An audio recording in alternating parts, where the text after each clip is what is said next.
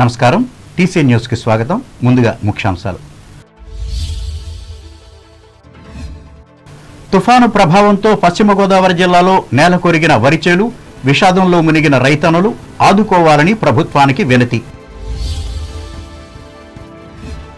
తుఫాను నష్టాన్ని సమర్థవంతంగా ఎదుర్కొనేందుకు స్పష్టమైన ఆదేశాలను జారీ చేసిన ముఖ్యమంత్రి, నరసాపురంలో స్పష్టం చేసిన పశ్చిమ గోదావరి జిల్లా ప్రత్యేక అధికారి కన్నబాబు.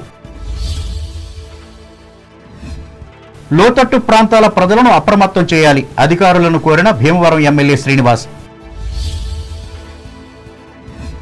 తణుకు నియోజకవర్గంలో నీట మునిగిన వరిచేలను పరిశీలించిన రాష్ట్ర మంత్రి కారుమూరి, బాధితులను ప్రభుత్వం ఆదుకుంటుందని హామీ. నష్టం తెచ్చే భూ హక్కు చట్టాన్ని రద్దు చేయాలని విధులను బహిష్కరించిన తణుకు న్యాయవాదులు తహసీల్దార్కు వినతి పత్రం అందజేత. అన్నం పెట్టే అన్నదాతను ప్రతి ఏటా ప్రకృతి కాటేయడం పట్ల ఆవేదన వ్యక్తం చేసిన ఆచంట ఎమ్మెల్యే చెరుకువాడ, బాధిత రైతులను ప్రభుత్వం ఆదుకుంటుందని వ్యాఖ్య. ధాన్యం తడవకుండా చేపట్టిన కృషితో రైతులతో పాటు పాల్గొన్న పాలకొల్లు ఎమ్మెల్యే డాక్టర్ రామానాయుడు అభినందించిన ఆ ప్రాంత ప్రజలు.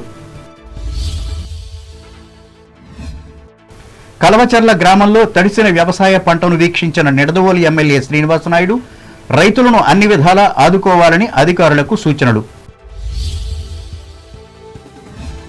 రంగు మారినా తేమ శాతం ఎక్కువగా ఉన్నా తడిచిన ధాన్యాన్ని కొనుగోలు చేసే బాధ్యత ప్రభుత్వానిదే.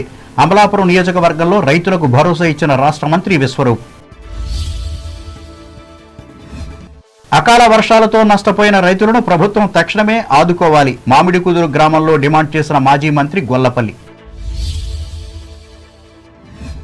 ఆంక్షలు నిబంధనలు లేకుండా మద్దతు ధరకే తడిసిన ధాన్యాన్ని కొనుగోలు చేయాలి, ప్రభుత్వాన్ని డిమాండ్ చేసిన కొత్తపేట మాజీ ఎమ్మెల్యే బండారు. నమస్కారం.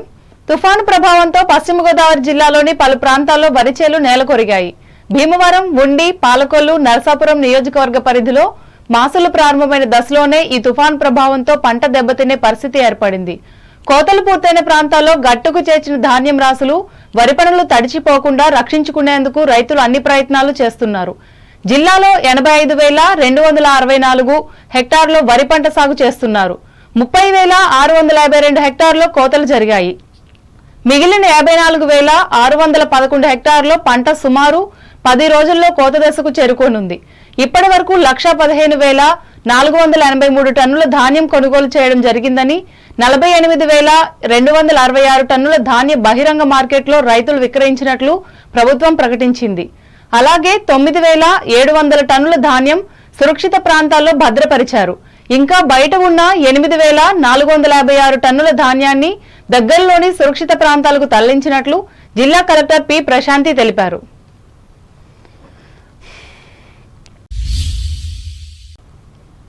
తుఫానుకు ముందు, తీరం దాటిన తరువాత తీసుకోవాల్సిన చర్యలపై రాష్ట్ర ముఖ్యమంత్రి వైఎస్ జగన్మోహన్ రెడ్డి ఇప్పటికే స్పష్టమైన ఆదేశాలు జారీ చేసినట్లు పశ్చిమ గోదావరి జిల్లా ప్రత్యేక అధికారి, మత్స్యశాఖ కమిషనర్ కె కన్నబాబు తెలిపారు.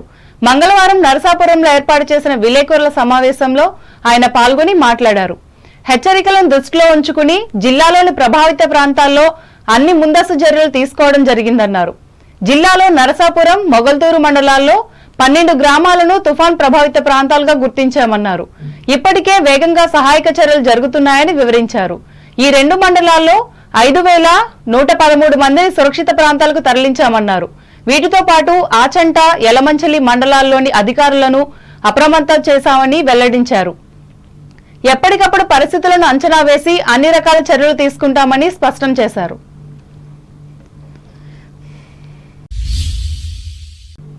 మిచాంగ్ తుఫాన్ ప్రభావం వల్ల రైతులకు, ప్రజలకు ఎటువంటి ఇబ్బందులు లేకుండా చర్యలు తీసుకోవాలని భీమవరం ఎమ్మెల్యే, ప్రభుత్వ విప్ గ్రంథి శ్రీనివాస్ అధికారులను ఆదేశించారు. మంగళవారం భీమవరంలోని ఆయన క్యాంపు కార్యాలయంలో వ్యవసాయ శాఖ, మున్సిపల్ అధికారులతో నిర్వహించిన సమీక్షా సమావేశంలో పాల్గొని మాట్లాడారు.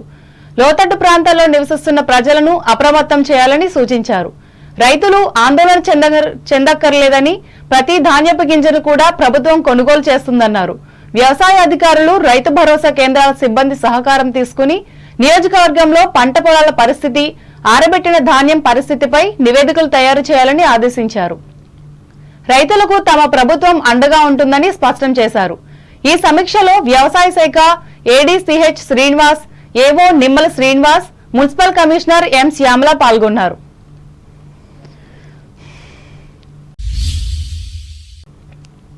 తణుకు నియోజకవర్గ పరిధిలో కురిసిన భారీ వర్షాలతో తడిసి ముద్దైన వరి పొలాలను రాష్ట్ర పౌర సరఫరాల శాఖ మంత్రి కారుమూరి వెంకట నాగేశ్వరరావు తణుకు, అత్తిలి మండలాల్లో మంగళవారం పరిశీలించారు.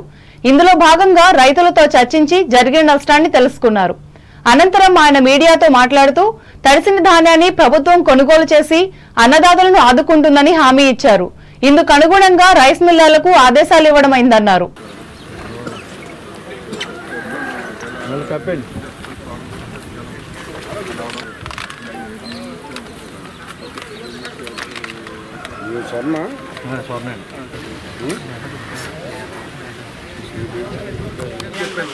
చేయించుకోవాలి కదా, మా ఇచ్చిన అడిగారు కదా, ఇప్పుడు మీరు పట్టించినా పట్టుకుపోతారు. తుఫాను ఈ రాష్ట్రం మీద ముమ్మరంగా మరి వ్యవసాయ మహసూలు జరుగుతూ ఉంది. ఈ టైంలో రావటం ఇంకో రకంగా, ఎందుకంటే ఏదైతే స్వర్ణ ఐటెం ఉందో ఆ స్వర్ణ అంతా కూడా కట్ చేసి ధాన్యాన్ని ఆల్రెడీ మిల్లర్స్కి పంపించడం జరిగింది. ఏదైతే 13, 18 ఉందో అది నుంచినే ఉంటుంది కాబట్టి రైతుకి కొంచెం ఇబ్బంది తప్పిందనేది చెప్పాలి. ఇవాళ గౌరవ ముఖ్యమంత్రి గారు ఈ రాష్ట్రంలో ఎక్కడా కూడా ఒక గింజ కూడా నష్టపోకుండా రైతులకి ఆదుకోవాలి, ప్రతిదీ కూడా పంపించాలని చెప్పడం జరిగింది. చివరి గింజ వరకు కూడా ప్రభుత్వం కొంటాదని చెప్పి ఈ సందర్భంగా తెలియజేస్తున్నాను. ఎక్కడా కూడా ఏ మిల్లర్ అయినా సరే ఇబ్బంది పెట్టకుండా రైతుకి తోడుగా నిలబడాలని చెప్పి గౌరవ ముఖ్యమంత్రి గారు ఆదేశాలు ఇవ్వటం జరిగింది. ఆ ప్రకారంగానే అధికారులందరూ కూడా నిర్ణయాలు తీసుకుంటాం జరుగుతుంది. ఇవాళ ఏదైతే 6,37,000 మెట్రిక్ టన్స్ ధాన్యాన్ని రాష్ట్రం మీద కొనటం జరిగింది. దాంట్లో 5,30,000 ధాన్యం ఆన్లైన్లో కొనటం జరిగింది. ఆఫ్లైన్లో ఈ 2 రోజుల్లో 1,07,000 మెట్రిక్ టన్స్ కొనటం జరిగింది. దానికి 1,138 కోట్ల రూపాయలు పేమెంట్ చేయవలసి వస్తే 890 కోట్ల రూపాయలు ఆల్రెడీ పేమెంట్ చేయడం జరిగింది. ఇంకా 200 చిల్లర కోట్లు కూడా ఈ 2 రోజుల్లో మేము పే చేస్తామని చెప్పి సందర్భంగా తెలియజేస్తున్నాం. ఈయన వెంట అత్తిలి వ్యవసాయ మార్కెట్ కమిటీ అధ్యక్షులు బుద్దరాతి భరణి ప్రసాద్, మాజీ అధ్యక్షులు కందుల సత్యనారాయణ, అత్తిలి గ్రామ ఉప సర్పంచ్ మదాల శ్రీనివాస్, మైనారిటీ ప్రతినిధి మహమ్మద్ హబీబుద్దీన్ తో పాటు అధికారులు పాల్గొన్నారు.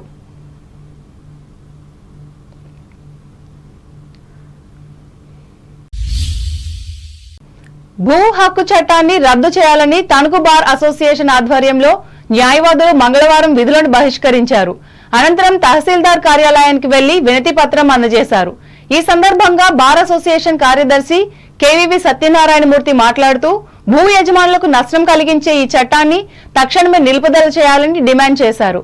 ఆల్ ఇండియా లాయర్స్ యూనియన్ జిల్లా కార్యదర్శి కామన మునుస్వామి మాట్లాడుతూ దూరదృష్టి లేకుండా తెచ్చిన ఈ భూ హక్కు చట్టం వల్ల గ్రామాల్లో గొడవలు తలెత్తుతాయన్నారు. అంతేకాకుండా రాజకీయ ఒత్తిళ్లు పెరిగి అవినీతికి అవకాశం ఉంటుందని ఆందోళన వ్యక్తం చేశారు. ఈ కార్యక్రమంలో సీనియర్ న్యాయవాది నండూరి రామానుజన్, సభ్యులు వికే శశిధర్, బడేటి వెంకట్రావు, ఎం మృత్యుంజయరావులు పాల్గొన్నారు.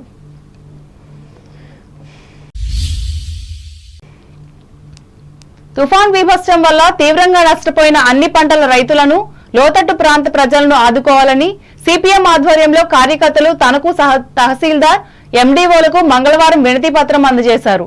తడిసిన వరి పంటలను రక్షించుకునేందుకు రైతులకు బరకాలు, సంచులను సరఫరా చేయాలని కోరుతూ ఆ వినతి పత్రంలో పేర్కొన్నారు. అలాగే నిబంధనలు సడలించి తడిసిన ధాన్యాన్ని మద్దతు ధరకే కొనుగోలు చేయాలని డిమాండ్ చేశారు. ఈ కార్యక్రమానికి పార్టీ జిల్లా కార్యదర్శి వర్గ సభ్యులు పివి ప్రతాప్ ఆధ్వర్యం వహించారు.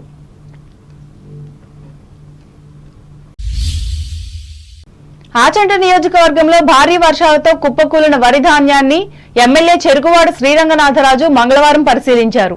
ఈ సందర్భంగా ఆయన మాట్లాడుతూ అందరికీ అన్నం పెట్టే అన్నదాతను ప్రతి ఏటా ప్రకృతి కాటేయడం అందరినీ ఆందోళనకు గురి చేస్తున్నట్లు చెప్పారు. అందుకే ప్రభుత్వం స్పందించి ఆపదలో ఉన్న రైతులను ఆదుకుంటామని ముఖ్యమంత్రి జగన్ హామీ ఇచ్చినట్లు ఎమ్మెల్యే వివరించారు.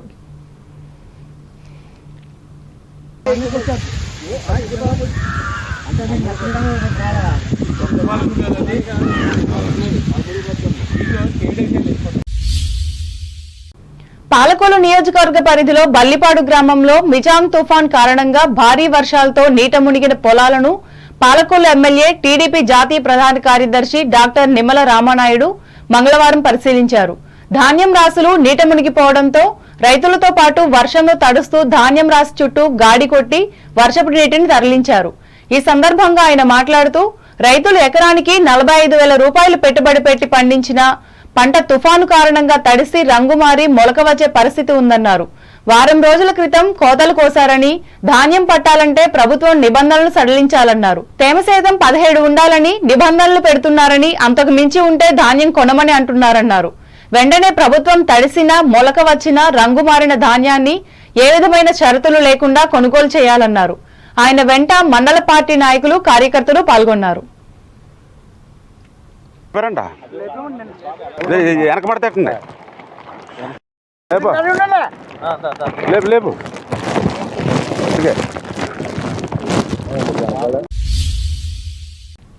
ఇప్పుడు వాణిజ్య ప్రకటనలు.